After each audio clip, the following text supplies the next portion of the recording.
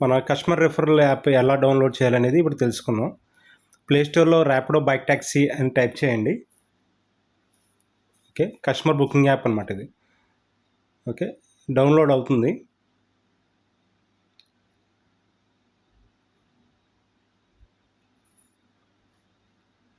తర్వాత ఇలా ఇక్కడ కస్టమర్ నెంబర్ ఎంటర్ చేయండి. కస్టమర్ రిజిస్టర్ మొబైల్ నెంబర్, అంటే మన టార్గెటింగ్ కొత్త కస్టమర్ కాబట్టి, కొత్తగా కస్టమర్ అడిగి యాప్ డౌన్లోడ్ చేస్తాం కాబట్టి అతని నెంబర్ ఎంటర్ చేయండి. యాప్ కూడా ఇంకో కస్టమర్ యాప్లోనే, కస్టమర్ ఫోన్లోనే చేయాలండి ఇది. ఓకే, కస్టమర్ నెంబర్ ఎంటర్ చేయండి. ఎంటర్ చేసిన తర్వాత ఓటీపీ అడుగుతుంది. ఒక్కోసారి ఓటీపీ ఆటోమేటిక్గా తీసేసుకుంటుంది, లేదా తీసుకుంటలేదు అంటే కనుక మెసేజ్ రూపంలో వస్తుంది కాబట్టి మనం మాన్యువల్గా అన్న ఎంటర్ చేయాలి ఓటీపీ.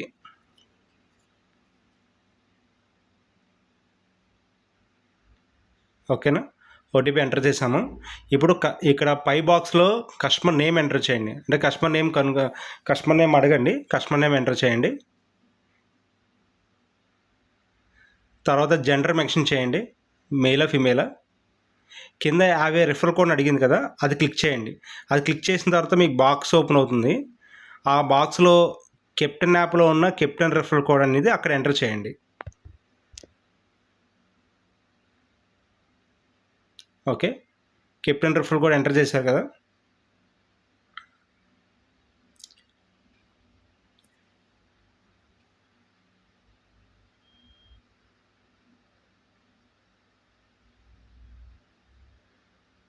సబ్మిట్ కొట్టండి. కింద సక్సెస్ఫుల్ అని వచ్చింది చూసారా, కింద కెప్టెన్ నేమ్ కూడా వచ్చింది అక్కడ. ఓకే, సబ్మిట్ కొట్టండి. సబ్మిట్ కొట్టిన తర్వాత మీకు రైడ్ ఎట్లా బుక్ చేయాలో అలా తెలుసు కాబట్టి ఇలాగే రైడ్ అనేది వెంటనే బుక్ చేసేయండి కస్టమర్కి ఓకే అయితే కనుక. ఎందుకంటే మన సిటీలో ఫ్రీ రైడ్ ఉంది కాబట్టి ఫస్ట్ రైడ్ బుక్ చేయించండి. ఆ రైడ్ మీకు కనెక్ట్ అయితే మీకు వస్తుంది, వేరే వాళ్ళు అయితే వేరే వాళ్ళు కనెక్ట్ అవుతుంది. ఇన్ కేస్ కనుక మీకు కనెక్ట్ అయిందనుకోండి, ఇటు శాలరీలోకి మీ ఈ రైడ్ కనెక్ట్ అవుతుంది, అట్లాగే రైడ్ అమౌంట్ కూడా వస్తుంది అనమాట మీకు.